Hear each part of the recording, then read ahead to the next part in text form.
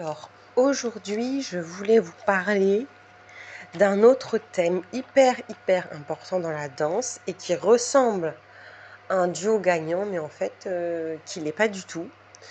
Parce que on a tendance à le montrer comme ça, mais on va se rendre compte que c'est utilisé à mauvais escient. Donc, c'est la notion de rasa bava.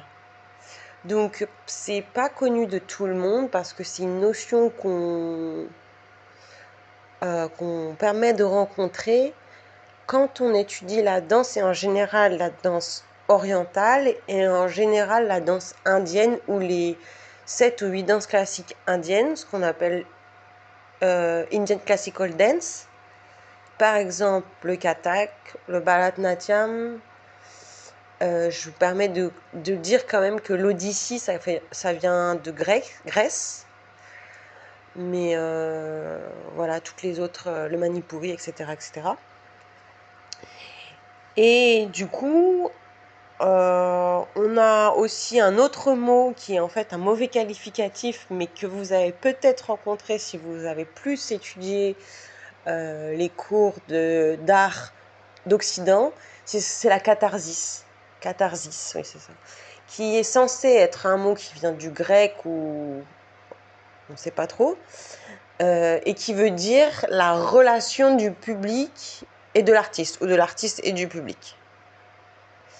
Sauf que, d'après mes recherches, la catharsis n'existe pas, et un mot qui a été inventé, parce qu'on va voir que la bhava, on dit aussi que c'est le lien artiste-audience.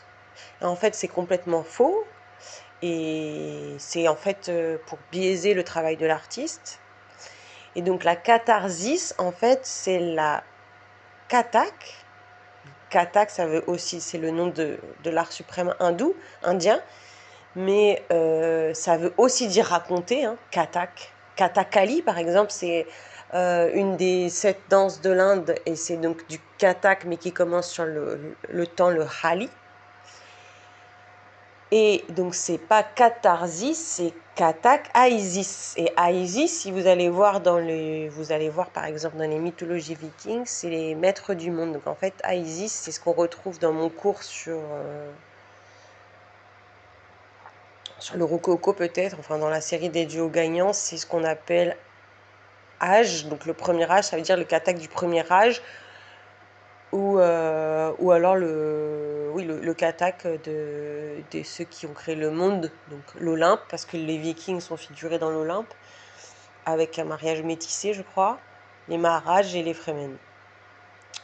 Donc voilà, donc tout ça pour dire que pour travailler sur la Sabhava, en fait, ça fait un moment que je me pose cette question parce que moi-même qui pratique la danse, et je sens quand même que dans le Kathak ou après mes voyages en Orient, et je pense aussi aux danses tantriques bouddhistes, chamanisme musulman aussi, on sent quand même, en tout cas moi là je parle du Kathak parce que je l'ai pratiqué, qu'il y a une mystique ou quelque chose qui se passe de très puissant et de vraiment fascinant, je trouve, et qui porte vraiment à vouer sa vie à ça. Et d'ailleurs, pour rappel, le Kathak, c'est aussi un séjour, ce qu'on appelle séjour spirituel, c'est-à-dire une manière de traverser la vie.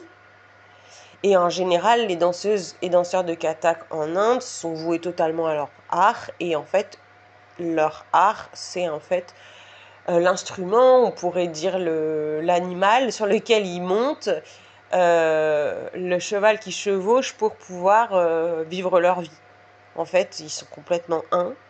C'est le but et en même temps, c'est le chemin.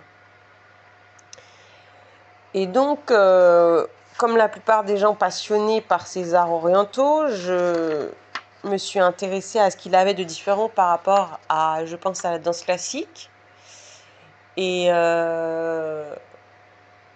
française, donc la danse de ballet, que j'ai pratiquée aussi, que j'aime beaucoup, mais je trouvais qu'il y avait quelque chose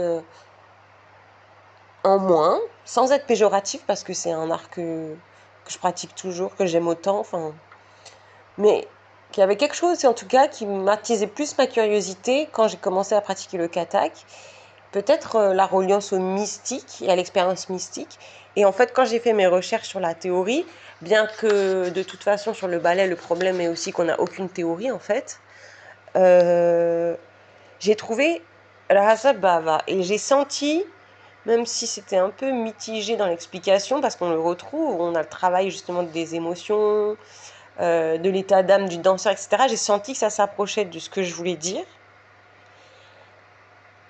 Donc j'ai senti que c'était dans ce sens-là, cette chose que je cherchais, qui m'avait tant attiré dans le katak, mais j'ai senti qu'on n'avait pas la possibilité d'avoir déjà la totalité des informations facilement, ni en anglais, ni en français, ni même en sanskrit. Et en plus de ça, j'ai pas trouvé ça finalement très pertinent dans le sens de la pratique de la danse ou de l'art en général, même de la du chant et de la dramaturgie.